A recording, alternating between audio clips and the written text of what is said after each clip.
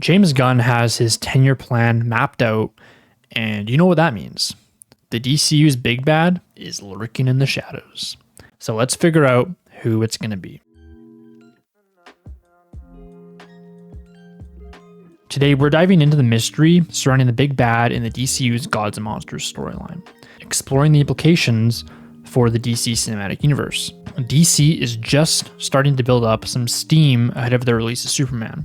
So I figured, hey, let's see if we can crack this code and figure out who the heck it's going to be. The possibilities are endless, and I'm hoping to uncover some clues that might hint at who this villain could be. With the DCU coming in hot, it's only natural to wonder who's going to be the one to take on the heroes of this universe. I've been thinking about this for months, and I've come up with some pretty strong theories that I want to share with you. From classic comic book villains to some more unexpected choices, I'm going to cover it all. And by the end of this video, you'll hopefully have a pretty good idea of who we're looking at. So let's get into it. One of the most obvious choices for the big villain in Gods and Monsters is Darkseid, the ruler of Apocalypse. He is a classic comic book villain with a rich history, has strong similarities to Marvel's Thanos, and his intentions are always rooted in conquest and domination. Darkseid's backstory is one of the most interesting in the DC universe, and his character has been explored in various animated series and briefly in the Snyderverse. Formerly known as Uxas, Darkseid is a new god and the ruler of the planet Apocalypse. His ultimate goal is to enslave the multiverse and eliminate all hope and free will by finding and seizing the control of the anti-life equation. Regarded as one of the most powerful beings in the universe, Darkseid serves as one of Superman's greatest adversaries and the arch enemy of the Justice League. If Darkseid were to be the main villain, it would be a monumental task for the heroes to take him down. He's got an entire planet at his disposal, and his Omega powers make him nearly unbeatable. The DC heroes would have to come together in a way they likely never have before to even stand a chance against him. Darkseid's presence would also bring up questions about the new gods and the fourth world, which could open up a whole new realm of possibilities for the DCU. Darkseid's character is built on his ambition and desire for power, which would make him a compelling villain for the heroes to face. He's got a personal stake in the outcome, and he would stop at nothing to achieve his goals. His presence would elevate the stakes, making the heroes fight for something bigger than themselves. Now, Brainiac is another villain who could find his way into the narrative of Gods and Monsters. This one actually is a pretty popular choice, with many fans even speculating that he could make his debut as early as next year's Superman. Brainiac's motivations are rooted in his desire to understand and collect the most valuable information in the universe.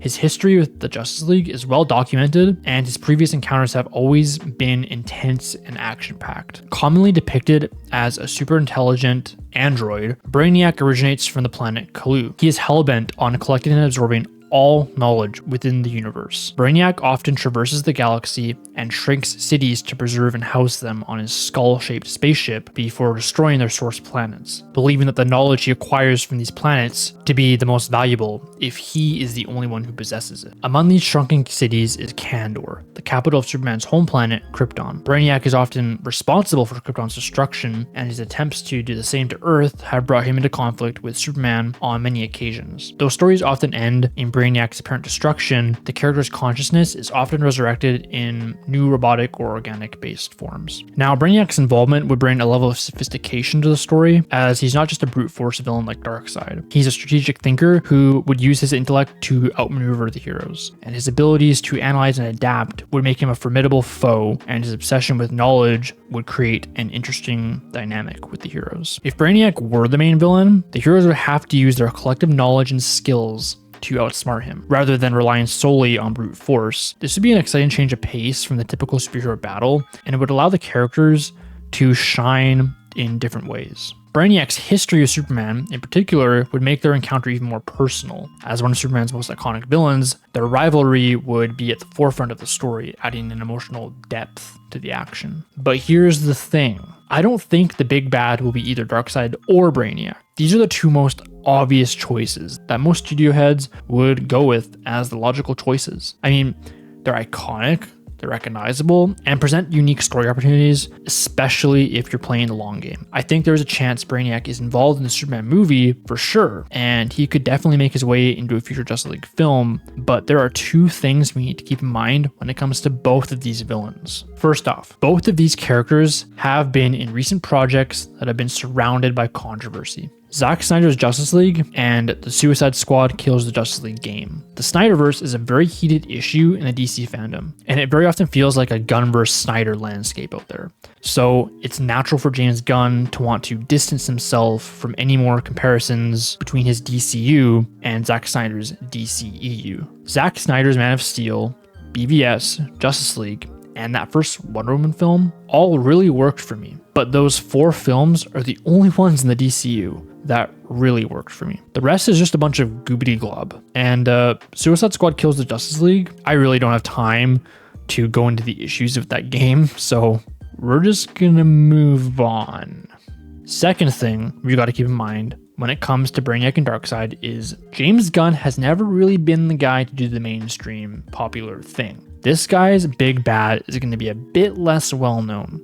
And for that, I present to you 2 options. Nekron, Lord of the Unliving, and the Center, aka Dinosaur Island. So the Center is sort of like DC's Ego the Living Planet. It was born in Earth's core and has been observing the activity of the surface for many years via telepathy. Upon observing the growth of humanity and its potential to replicate the destructive force that killed the dinosaurs, the Center decides to wipe them out. And the Center is able to achieve its goals by possessing people, forming cults, and spawning dinosaur-like monsters that act as bodyguards. It's a very powerful entity that earned some popularity through its comic run, DC The New Frontier, and the animated film, Justice League The New Frontier. The Center's involvement would allow for some exciting explorations of conspiracy theories and secret societies, adding a layer of intrigue to the story. As a collective entity, the Center would be a force to be reckoned with, using its combined resources to take on the heroes from all over the planet. The Center's presence would also raise questions about the dark underbelly of the DCU, highlighting the existence of shadowy cults working behind the scenes, and this would create a sense of danger and unease, making the hero's mission even more critical. If the Center were the main villain, the heroes would have to work together to uncover its secrets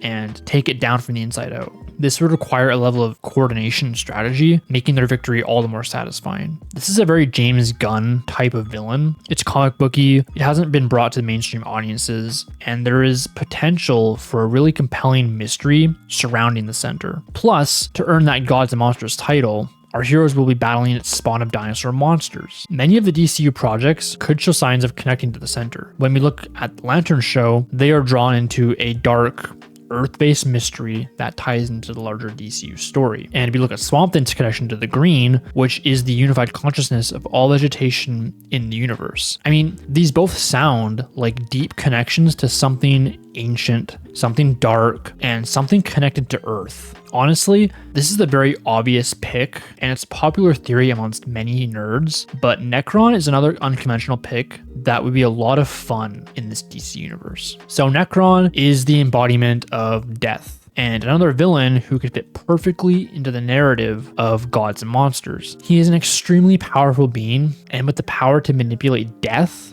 Nekron's presence would be a dire threat to the DCU. His abilities include necromancy, fatal touch, and even reality manipulation, making him a formidable foe, and his presence would raise questions about the nature of morality in the DCU. If Nekron were the main villain, the heroes would have to confront the very concept of death and the afterlife. This would allow for some fascinating explorations of the human condition, making the story even more compelling. This pick is a pretty dark concept, death, but we could draw this to a few things in the DCU. Using lanterns as an example again, they are solving mysterious murders in the American heartland. Why would Green Lanterns be recruited to solve a murder, to investigate death? It's also very much worth noting that Nekron has strong ties to the Green Lantern Corps, as he forms the Black Lantern Corps during Blackest Night. We can also take a look at Batman Brave and the Bold. Damian Wayne was raised by the League of Assassins, who are closely tied to the Lazarus Pit, a restorative pool capable of healing injuries and resurrecting the dead. So this could tie to Nekron as well. For my final thoughts, I think Nekron and the Center are the two most logical picks for the main villain in Gods and Monsters.